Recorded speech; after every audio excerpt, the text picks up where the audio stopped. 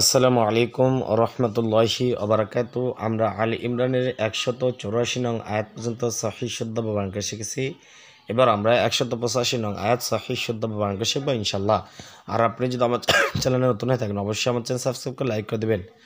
আর আপনি আমার ভিডিওগুলো দেখলে ধারাবাহিকভাবে ইনশাল্লাহ আপনি যে কোনো কোরআন সহিহ শুদ্ধভাবে পড়তে পারবেন। আউযু বিল্লাহি মিনাশ শাইতানির রাজীম। বিসমিল্লাহির রহমানির রহিম। কুল্লু নাফসিন, কাফ যা লামকে দেবে, লামের তাসদীদ রয়েছে। এই তিনটা চিহ্ন কেবল তাসদীদ। তাসদীদ হলো দুইবার উচ্চারণ হয়, প্রথমবার ডান দিকে হাতের সঙ্গে, দ্বিতীয়বার নিজ হাতের সঙ্গে। এটা একটু মনে রাখবেন। আর এখানে দেখতেছেন এই ফার্বটা রয়েছে, এই যে এটার নাম জজম। আবার এইরকম দেখেন এখানে আছে পেশ। পেশের মাথা বেশি গোল হয়, কিন্তু জজম মাথা বেশি গোল হবে না, হালকা হবে। তাহলে জজম তাসদীদ, তাসদীদ দুই বচন হবে, জজম ডান দিকে হাতের সঙ্গে একত্রে একবার মিলিয়ে পড়তে হবে। এই দুটো মনে রাখবেন। এই জন্য আপনাকে আমি আগে ভাগে বলে দিলাম। দেখেন, কাফ লাম পেশ কুল, লাম পেশ লু, কুল্লু, নুন ফা জবর নাফ, কুল্লু নাফ, কুল্লু নাফ। সিন দুইজের সিং, ইকফাম সিং, সিন দুইজের সিন হয়, সিন না বলে সিং পড়ব। কেন পড়ব? এই যে তানবিন, দুই জবর দুই যে দুই পেশকে তানবিন বলা হয়। তানবিনের পরে জাল রয়েছে, জালটা হলো ইকফার হরফ। জালটা কিসে হরফ? ইকফার হবে। ইকফার 15টি, তার মধ্যে জাল রয়েছে। আর সহজ করে বললে, যদি তানবিনের পরে হামজা, হা, আইন, হা, গইন, খ, সহিবা কোনোটা হরফ থাকে, সেক্ষেত্রে তানবিনটাকে গুণা ছাড়া পড়তে হয়। কিন্তু এখানে দেখেন তানবিনের পরে জাল রয়েছে, কিন্তু হামজা, হা, আইন, হা, গইন, খ, ছয় হরফে কোনোটা হরফ নেই, সেক্ষেত্রে আমরা অনিঃশব্দে গুণনা করব সিনটাকে। তাহলে এই যে সাহেব বলেন সে সাহেব হলো ইজারা হরফ। ইজারা তো নুন সাকিন তামিরকে স্পষ্ট করিয়া পড়া হরফ, অর্থাৎ যেভাবে আসে এভাবে পড়তে হবে। যেমন সিন্ধি যে সিন, এভাবে পড়তে হবে। আর ইকফা মানে গোপন করে পড়া, অর্থাৎ সিন্ধি যে সিন না বলবো সিন্ধু, ছয় সে সি অনেশ্বর সিং, এভাবে উচ্চারণ করতে হবে। তাহলে বলো কুল্লু নাফসিং।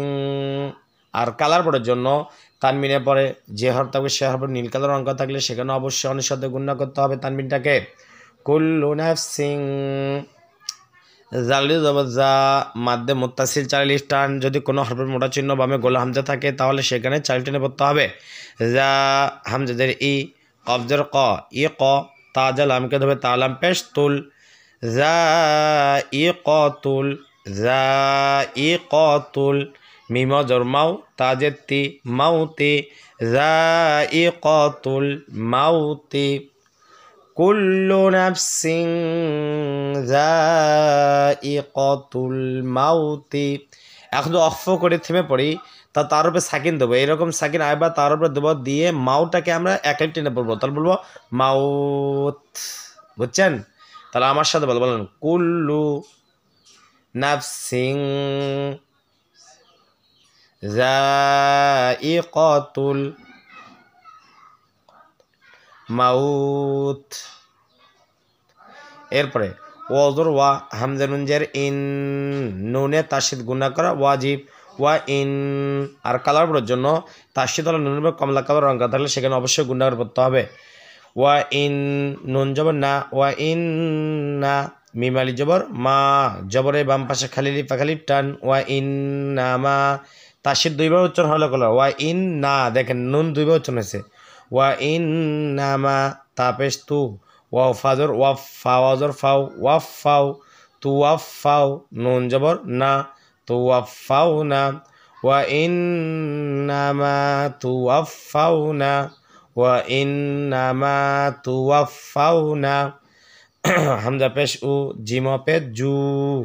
পেশের বাম পাশে জসমা লাওয়াও একালিফ টান উজু। র জবর র, উজু র। কাবজা মিমকে দেবে কাব মিম পেশ কুম, উজু রকুম, উজুরাকুম। ওয়া ইন্নামা তুওয়াফাউনা উজুরাকুম।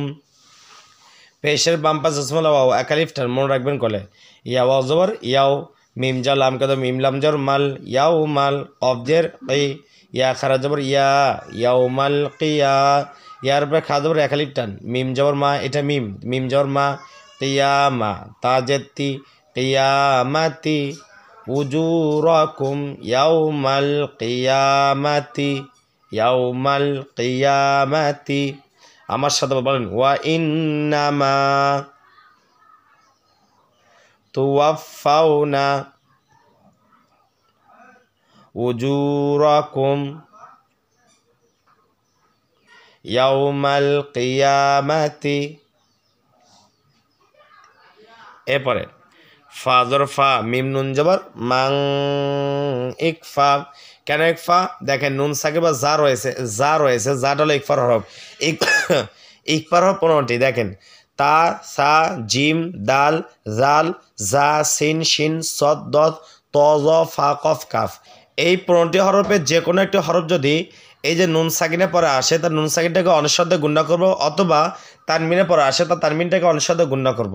নুন সাকিনের পর আসা যা রয়েছে যার ইকফার হরফ তাহলে বলবো ম্যাং, ম্যাগ বা অনুসার মাং এভাবে উচ্চারণ করব।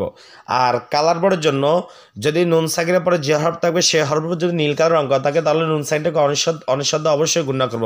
তাহলে আমরা বলবো ফা ম্যাং জা হাফের জুহ, জাজের জি, জুহ জি, হা জবর হা, জুহ জি হা, জুহ জি হা।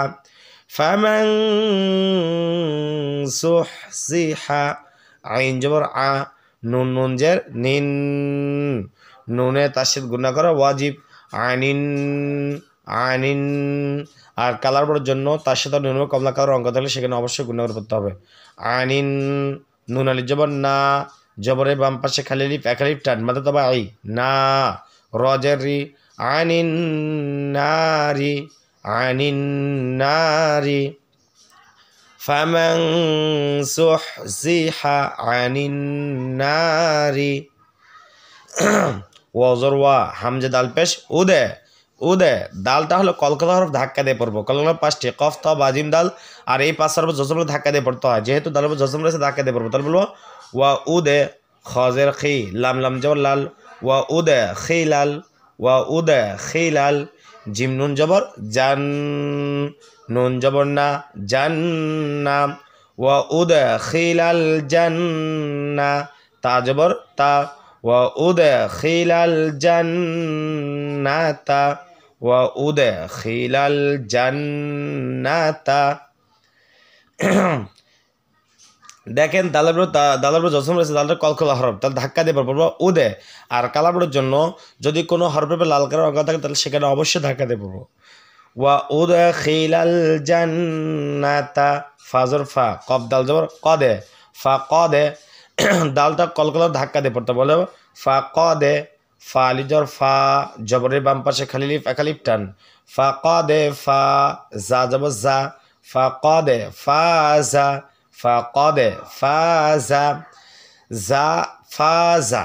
ফা আমরা একালি টান পড়বো, জবরের বাম পাশে খালি লিফ একালিফ টান। আর দালটা কলকলা, কলকলা 5টি কফ ত বাজিম দাল, আর এই 5 সর্ব জজমলে ধাক্কা দিয়ে পড়তে হয়। যেহেতু দাল জজমলে ধাক্কা দিয়ে পড়বো তাহলে সেক্ষেত্রে বলবো কদে। আর কালার বোর্ডের জন্য যদি কোনো হরফের লাল কালার অঙ্ক থাকে তাহলে সেখানে অবশ্যই ধাক্কা দিয়ে পড়বো। তাহলে আমার সাথে আপনি পড়েন, বলেন ফামান জুহজিহা আনিন নারি ওয়া উদখিলাল জান্নাতা ফাকাদ ফাজা। এরপরে ওয়াজর ওয়া মিম লামজর মাল, ওয়া মাল, হা জবর হা, ওয়া মাল হা, ইয়া খারা জবর ইয়া, যেখানে খারা জবর সেখানে একালি টান। দেখেন ওয়ার পর কিচ্ছু না, ও বাদ যাবে, তাহলে ইয়াটা ধরতে হবে। তাহলে বলবো ওয়া মাল হায়া, তা দাল পেশ তুদ, ওয়া মাল হায়া তুদ, দাল নুন পেশ দুন, দুন, ইয়া আলি জবর ইয়া, দুনিয়া। ইয়া আমরা 3 লাইন টেনে পড়বো। যদি কোনো হরফে চিকন চিহ্ন বামে লম্বা হামজা থাকে তাহলে সেখানে 3 লাইন টেনে পড়তে হবে। আর দেখেন এখানে নুন সাকিন, এখানে নুন সাকিন, আমরা নুন সাকিন এই নুন সাকিনে গুণনা করে পড়ছি অনিঃশব্দে, কিন্তু এখানে গুণনা হবে না। কেন পড়তে হবে না? এটাকে বলা হয় ইজারের মতলব। এই যে ইয়া এবং আলিফ, কি বললাম, ইয়া এবং আলিফ যদি একসাথে আসে, ইয়া এবং আলিফ যদি